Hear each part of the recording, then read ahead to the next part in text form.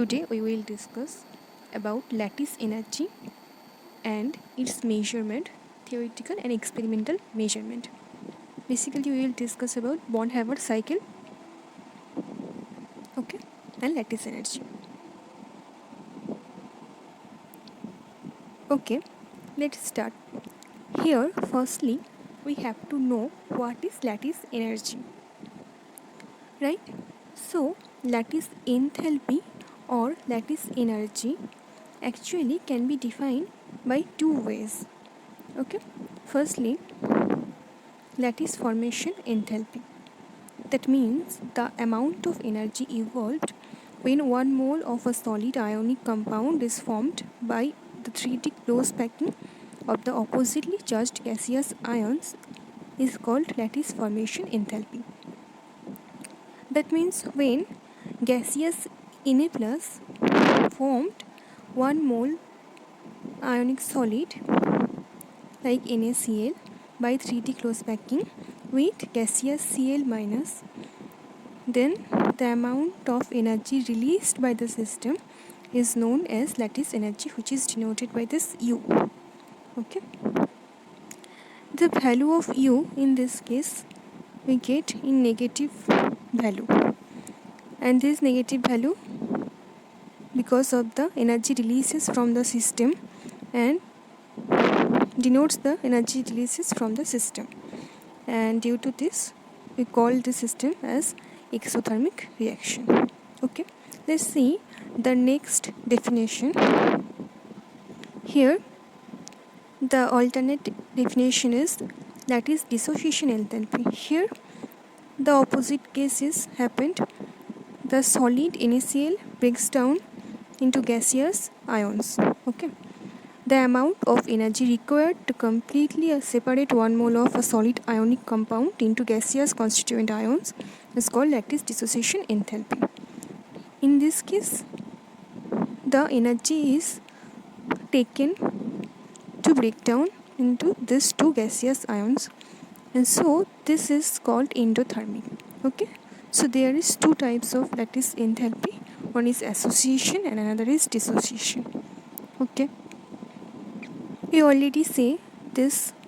The negative value of lattice formation enthalpy indicates the decreasing energy of the system to form stable solid ionic compound. The system loses energy, and after losing energy it becomes stabilized. Dependence of U on that ionic charge and ionic size.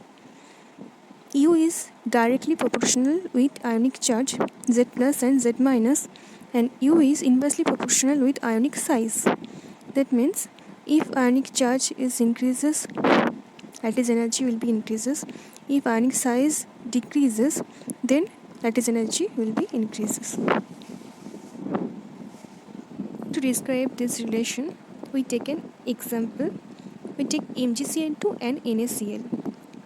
Here the charge of Mg is plus 2 and here the charge of Na is plus 1. So the charge of Mg is greater than the charge of Na plus.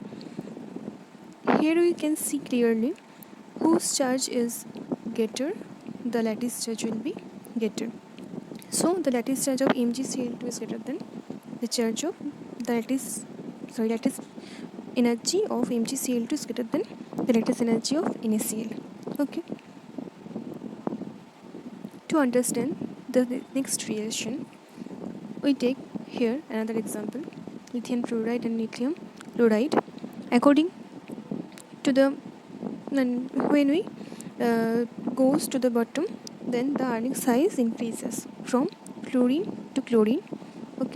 So the size of fluorine is smaller than the size of chlorine. F minus, this ionic size is less than Cl minus.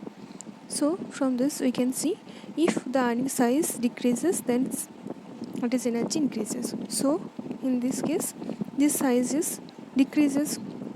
So here U is greater in case of LiF. U of LiF is greater than U of LiCl.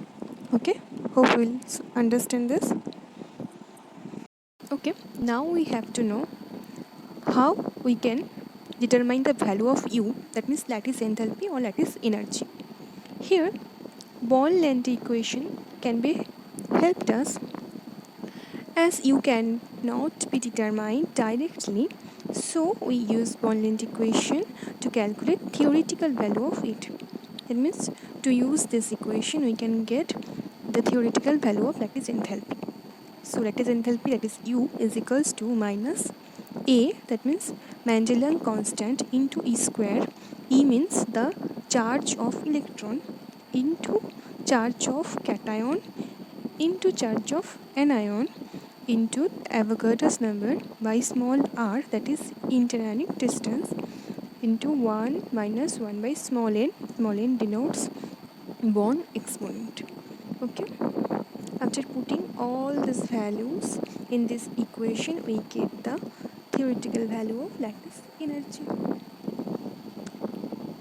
So we know already lattice energy cannot be determined directly, and its theoretical value can be determined by Born-Landi equation. So now to get experimental value of U, Born-Haber cycle is used. There is our Born-Haber cycle, right? Born-Haber cycle is based on Hess's law. Let's see what is Hess's law. The change of enthalpy in a chemical reaction is independent of the pathway between initial and final state. That means in which pathway the reaction takes place, it does not matter, right? Here we take an example. Suppose the reactant R directly react with the X2 and forms this product and releases such energy like E, and here in two steps reaction can be happened, and these two types of energy involved this reaction and product will be the same. That means the pathway is different in both the cases, but the total energy will be remain same according to Hess's law. That means E equals to E1 plus E2. Okay, means these two energies, sum of these two energy will be equals to this energy. Okay, that means the overall energy will be the same because that's not depend on the pathway in one step, in two step, or multiple steps. Okay, here is our Born-Haber cycle. Okay, if we directly combine this solid Na with the half Cl2 gas, then the enthalpy formation is involved and we get NaCl solid. Okay, this is direct combination, and indirect combination is here.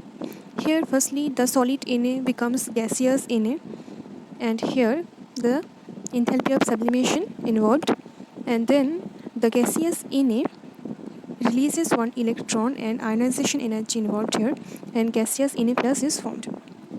On the other hand, the Cl2 gas have enthalpy of dissociation here involved and Cl gas is formed, then it is taken one electron and becomes Cl minus gas, and here the electron gain enthalpy is involved, and then these two gaseous ions, oppositely charged ions, react and lattice energy is released and NaCl solid is formed. So we know according to Hess's law, this direct combinations energy and this all energies will be equal because in which pathway the reaction takes place does not matter here. Overall energy will be the same. Okay, so the formation, enthalpy formation, here the enthalpy of formation equals to all the energy involved in this indirect combination, that is delta S naught plus half of delta D naught plus I plus E plus U. That means enthalpy of sublimation, half of enthalpy of dissociation plus ionization energy plus electron gain enthalpy plus lattice energy equals to the direct formation energy. Okay, that's all for today's class. We will discuss later in next class. Okay, bye.